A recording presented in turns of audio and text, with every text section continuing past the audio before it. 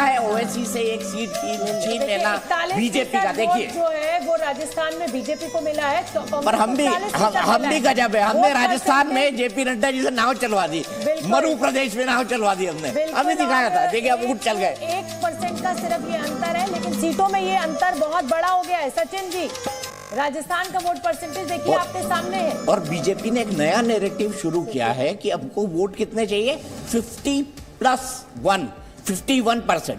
ये बड़ी लाइन खींची उन्होंने। और देखिए कमोवेश उसी तरह का अंतर 49 और 41, ये अभी तक मैंने जितने आंकड़े देखे थे, मध्य प्रदेश में बीजेपी को 49% वोट है और कांग्रेस को मात्र 8%। मेरे लिए राजस्थान में तो चलिए और एक cross the reason Madhya Pradesh के सातों रीजन में बीजेपी लीड करे। कोई एक ऐसा नहीं है कि एक रीजन में पिछड़ रही हो, दूसरे मध्य प्रदेश की अच्छी पकड़ रखते हैं।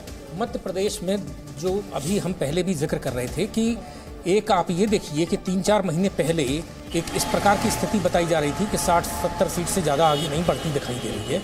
वो अगर दुगनी से ज्यादा अगर सीटें लेकर के आ रही है इस दिल्ली में जाकर के 149-50 जो अभी इलेक्शन कमीशन के आंकड़े हैं वहां तक जा रहे हैं, तो ये एक बहुत बड़ी बात है। और यही एक सांगठनिक उपलब्धि है भारतीय जनता पार्टी की, संगठन की मजबूती कि किस प्रकार से संगठन आपस में एकजुटता से लड़ता है और एंटी इनकम्बेंसी को पराजित करता है। न केवल पराजित करता है बल्कि वो 2/3 बहुमत के आसपास तक जाने की कोशिश करता है। सचिन जी, मैं तो सिर्फ एक ही बात कहूंगा, वो प्रदेश कुशाभाऊ ठाकरे का प्रदेश है, जिनको चैंपियन माना जाता था ऑर्गेनाइजेशन खड़ा करने का। कुशाभाऊ ठाकरे का प्रदेश है मध्य प्रदेश, और मेरी बगल की जिले से धार से आते थे। जिंदगी में उन्होंने सिर्फ एक ही बार चुनाव लड़ा जनसंघ के टिकट पर, उसके बाद सिर्फ उन्होंने कसम खाई कि मैं कभी चुनाव नहीं लड़ूंगा, और खड़े भी नहीं हुए और लड़े भी। मुझे याद है 1998 में मध्य प्रदेश के इलेक्शन चल रहे थे, वो बीजेपी ऑफिस 11 अशोका रोड में पीछे एक कुर्सी पर बैठे थे, और उस कुर्सी पर बैठे बैठे उन्होंने मध्य प्रदेश के तमाम कार्यकर्ताओं का नाम भी ले लिया, कुछ को भगा भी दिया कि जा तेरे को टिकट नहीं दूंगा, ये कर दूंगा, वो कर दूंगा। लेकिन आप देखिए उस आदमी का क्या सांगठनिक कौशल था, और इसी ब्रिलियंस को जो है भारतीय जनता पार्टी के बिल्कुल। और अब मैं इस पर भी आना चाहूंगी कि देखिए महिलाओं के लिए आरक्षण की बात की गई, से पीछे चल रहे हैं। ये भी बहुत डिफाइनिंग है, क्योंकि झाबुआ जो जीता वो मध्य प्रदेश जीत गया। ये दिग्विजय ने बता दिया था 1998 में हमको।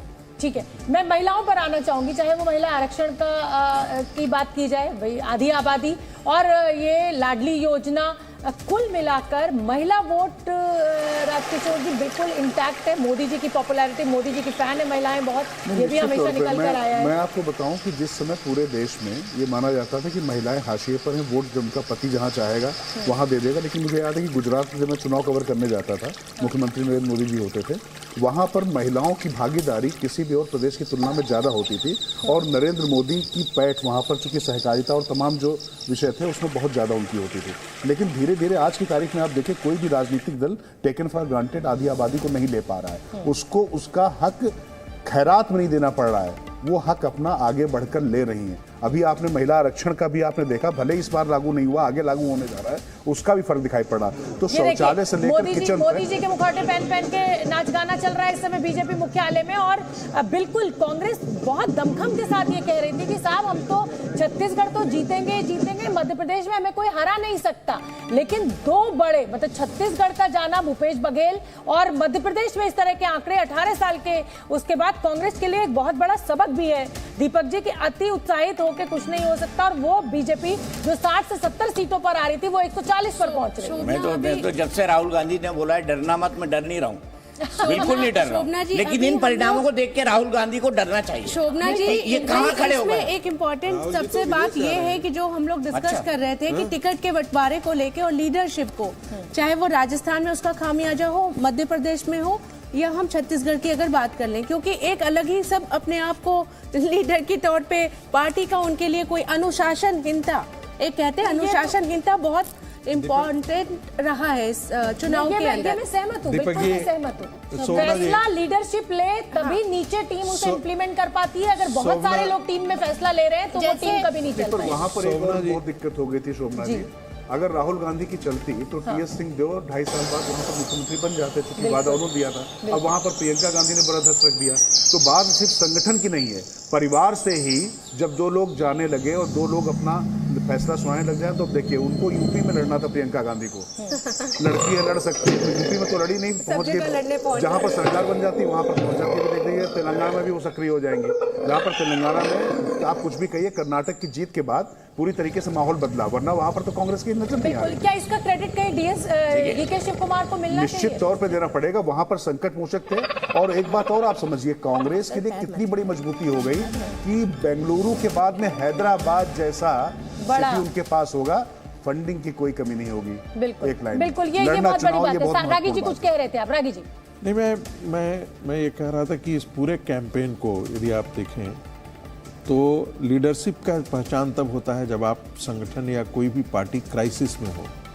और ये जो चुनाव था उसके बारे में छत्तीसगढ़ के लिए रिपोर्ट बहुत ख़राब आ रहे थे, मध्य प्रदेश की रिपोर्ट बहुत ख़राब आ रहे थे, राजस्थान में जो था वो एक फैक्शनलिज्म था, लेकिन फिर भी मानते थे कि राजस्थान। बस 10 सेकंड के लिए आपको रोकूंगी, फिर आऊंगी आपके पास। जल्दी से देखिए, छत्तीसगढ़ में ये फासला कम हो गया है, कांग्रेस 42 और बीजेपी 46 पर। राजस्थान और मध्य प्रदेश में मुझे नहीं लग रहा है कि अब कोई भी बहुत ज्यादा बड़ा बदलाव होगा, लेकिन हाँ, छत्तीसगढ़ में अभी भी कांटे की लड़ाई बनी हुई है। 20 से 22, 25 राउंड की ये पूरी काउंटिंग होती है। मुझे लगता है 5-6 राउंड पूरे हो चुके होंगे। 42 और 46 से तेलंगाना में जीत और तस्वीर लगभग साफ दिख रही है कांग्रेस की। पूरी कीजिए अपनी बात, रागी जी। मैं ये कह रहा था कि इस क्राइसिस में प्रधानमंत्री जी ने और पूरी भारतीय जनता पार्टी ने, जिसको कहते हैं कि हैंड्स डाउन नहीं किया, वो पूरी लड़ाई को ले जा करके और हाई पिच पर इस लड़ाई को ले गए। प्रधानमंत्री जी ने वैचारिक मुद्दों को और जो प्रशासनिक मुद्दे हैं उनको उठाया, और शिवराज सिंह चौहान ने खास करके मध्य प्रदेश के अंदर जो है बहुत इमोशनल, आप मामा जी को आप दोबारा मुख्यमंत्री देखना फिर से मुख्यमंत्री बनना देखना चाहोगे या नहीं चाहोगे, तो कहीं ना कहीं वो अपने मतदाताओं से बार बार पूछ रहे थे, हमने आपके लिए इतना किया है। महिलाओं के लिए कोई 21 योजनाएं उन्होंने शुरू की थी प्रदेश के अंदर।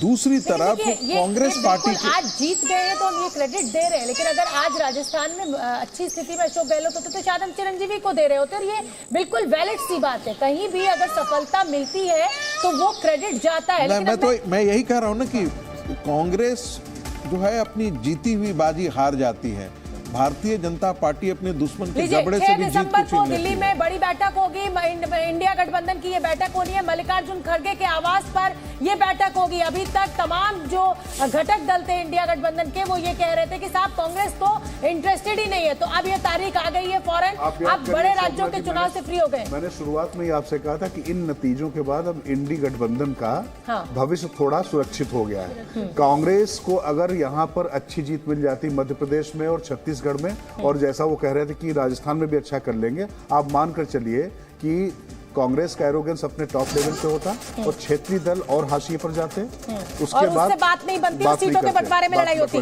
डॉक्टर अजय उपाध्याय, अब आगे AK वाजपेयी साहब का मैं रुख कर लेती हूँ। AK वाजपेयी साहब, इन नतीजों को आप कैसे देख रहे हैं? ये तो बल्ले बल्ले। मैं एक मिनट ऐसा है, जनता ने मोदी की गारंटी पे मोहर लगा दी है। एक तो ये बातें हैं, और दूसरी बात ये है कि जनता ने मोदी के प्रति विश्वास भी दोबारा से जता दिया है। और अब ये हो गया है कि मतलब विधानसभा में भी मोदी को कोई दिक्कत नहीं है। लोकसभा तो पहले भी तय थी, लेकिन अब जो राज्य के चुनाव होंगे उसमें भी मोदी जी ही सर्वमान्य नेता होंगे। तो ये 3 चीज़ें हुई हैं। और चौथी चीज़ जो सबसे बड़ी बात है, दुष्प्रचार नहीं चलेगा। काम करोगे, जनता महसूस करेगी। तो कितने भी अटकलें लगाए जाओ, कितना भी गुमराह करने की कोशिश करो,